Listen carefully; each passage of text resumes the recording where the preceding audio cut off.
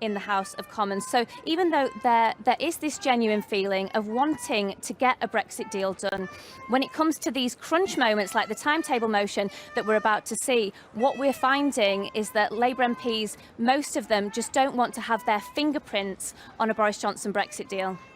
Been on a journey. Well, joining us now is Gillian, the Conservative MP, and in a moment Andrew Bridgen, of a slightly different perspective of Conservative MP. Gillian Keegan, you've been on a difficult journey which has left you voting rather against what you originally stood for. Well, I originally voted to remain, yeah. Like another 16-point-something million people. But the reality is, when you have a vote and you say you're going to accept the result, it's very important that you accept the result. And what we've been going on for the last 3.5 years is basically people trying not to do that.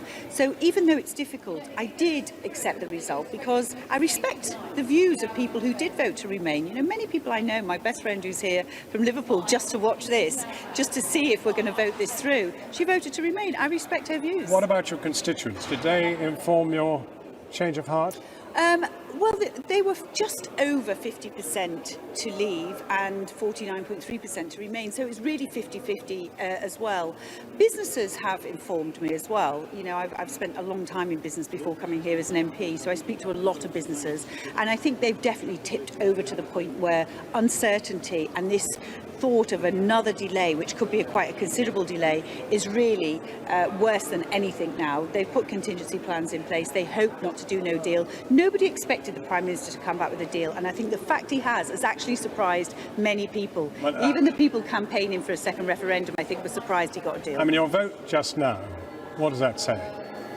It says that the support for the deal, I don't know what's going to happen on the next vote. No, I mean, have you not just voted now for the second resolution? Yes, I have, yes. And? Well, we don't know what the result is yet. No, but I mean, what has guided you in the direction you voted? That's the programme. We have to go on, the programme motion, we have to get on and do it by the 31st of October. But you know, two days. But you know, I read it last night. I was reading it last night, and a lot of what I was reading last night is actually similar to what we read in both the proposal that Theresa May brought forward, the 597 pages, which all of us have had years to read.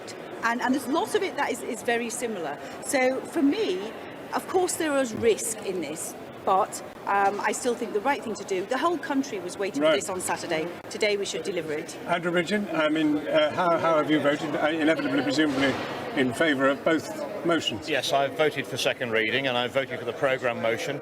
We had a majority of 30 on the second reading, which was, I think, surprised colleagues. But there's a fair number of Labour MPs who joined the government on the first vote. I didn't see that many in the lobby on the programme motion, so I think it's going to be a lot tighter. But, you know, this whole idea of reading the thing in 2 days, this is a very complex motion. And we've been reading 90% of it the same as we've seen before. We've been debating this for 3.5 years. Now is the time. The problem is we were always going to get to a deal with the European Union at the compression point. I told you that. Nothing will happen until the last 2 weeks. And now this has left us with a deadline of the 31st of October. The House of Lords are willing to sit on Saturday and Sunday to get this through, if we can get it through tonight. If you win tonight, general election... if you lose tonight, a general election immediately? Well, Boris Johnson said he will offer a general election, but he's offered it twice before. What we've actually got is a Labour Party running away from its responsibility with the electorate. But what do you want? I want a general election so we can have a majority and get Brexit, but I'll deliver Brexit first if we can. But I think the Labour turkeys are not voting for Christmas this side of Christmas. Well, and the problem, anyway, is fighting an election in the winter. That's the same on both sides. That would be fair, wouldn't it? Do you want one now or later? I'd rather get Brexit done and then go back to the people. I think that would make sense.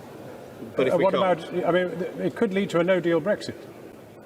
I don't think so. There was assurances in the House given today that on the face of the bill that we've had some assurances in the past. They have not stood up. Nobody has an interest in no deal, and Boris has a deal now. So why would we not take the deal? As clearly there is support for the deal.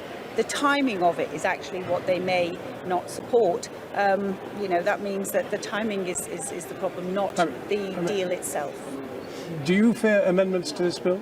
I do, and I think we'll have an indication whether we get the programme motion through. We should take a quick look just to see how it's going in there. They're cooking well. I mean, they're all in there.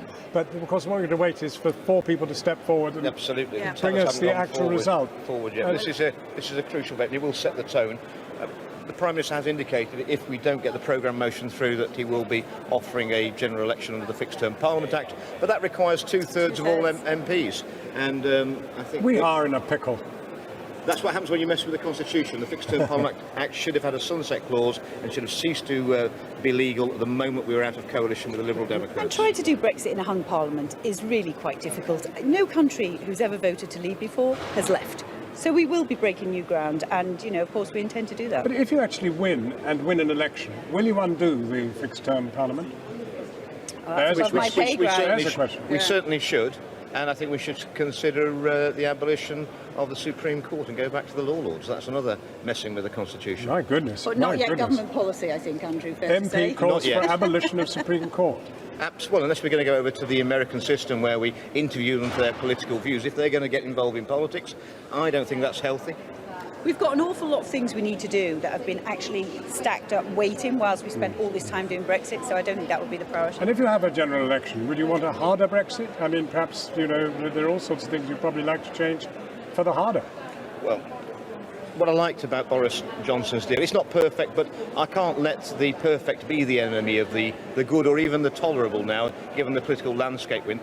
Quite honestly, John, I just don't think our country and our democracy can take much more of this. Everything's under pressure. I think we're in danger of doing irreparable damage to our democracy, and that has guided me to come to terms with accepting this deal, which is far less than perfect. Well, Boris Johnson used the phrase do or die, and even die in a ditch. But do or die, I mean, is it really as acute as that? Is it really, I mean, is it big as that? I mean, If we don't do Brexit, yeah. then I think for this country it would be massive.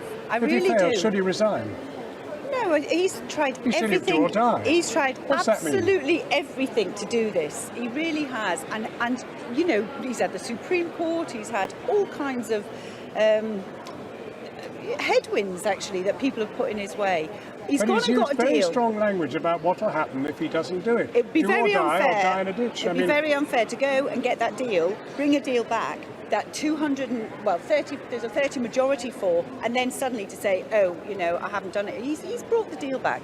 He's brought a deal back that has enough He's support. confounded all his critics. Everyone said in the media, other senior politicians, opposition leaders, you're not going to get the withdrawal agreement reopened. Right, we've got to go back into the House of Commons right away. There's the Speaker.